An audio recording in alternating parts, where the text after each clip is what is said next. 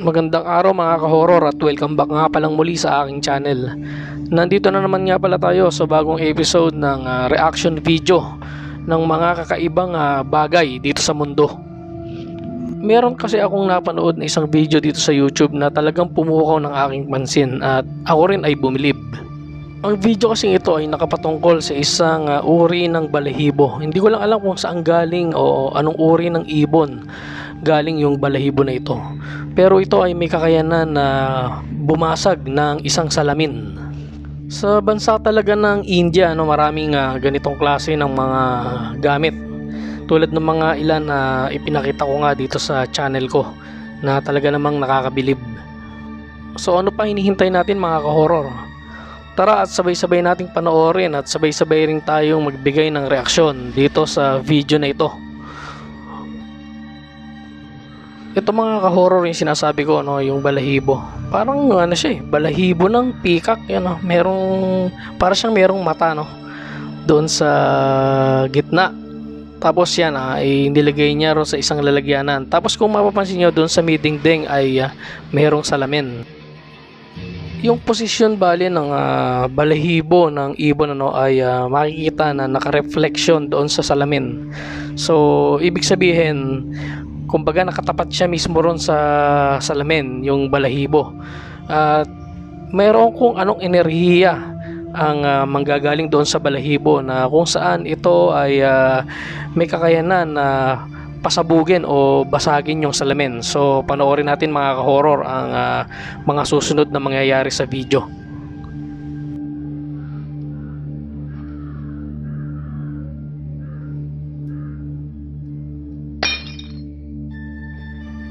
At yun nga mga ka-horror, nakakita nyo naman na talagang yung salamin ay nabasag. At wala naman tayong ibang nakita na tumama na anumang bagay doon sa salamin para mabasag. So talagang kakaiba yung kapangyarihan at enerhiya na ibinibigay ng balahibo na ito. At marami pa siguro itong kayang gawin, pero ito lang muna yung ipinakita nung nagmamay-ari nito. Sa bansang India kasi ay nakasanayan na nila yung ganitong klase ng marketing strategy para magbenta sila ng mga ganitong klase ng bagay. At actually malaki ang kinikita nila sa mga ganito.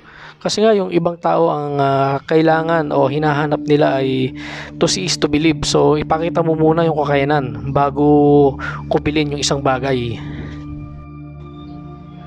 So bali dito nga ay nilapitan nung nagmamay-ari yung salamin na nabasag. At ito nga yung balahibo ng hindi ko alam kung saan galing to, parang peacock may mata. Wala rin namang explanation na ibinigay yung nagmamay-ari ng balahibo na ito. At isa pa, hindi rin naman natin maintindihan yung explanation niya. Kumbaga bumase lang tayo ron sa video niya na talaga namang makikita natin na may malakas na enerhiya na ibinabato yung balahibo na ito. Tara mga ka-horror, at sa huling pagkakataon ay muli nating panoorin ang videong ito.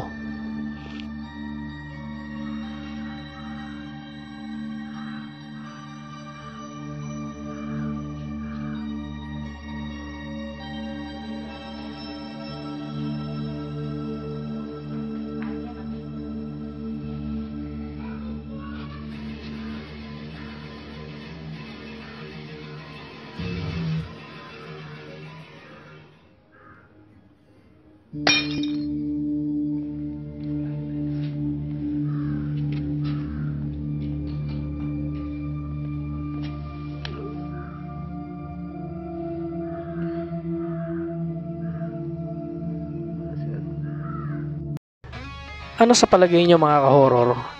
Tunay nga kayang may malakas na enerhiya at kapangyarihan ang bigay ng balahibong ito na kayang magbasag ng isang salamin?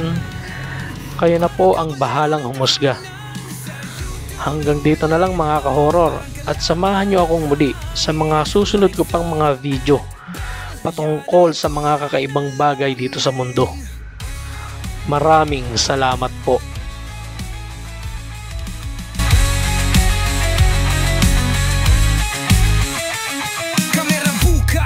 Simula na ang eksena, bawat content astig walang kahambing sa galaw na agimat sa puso, lakas ay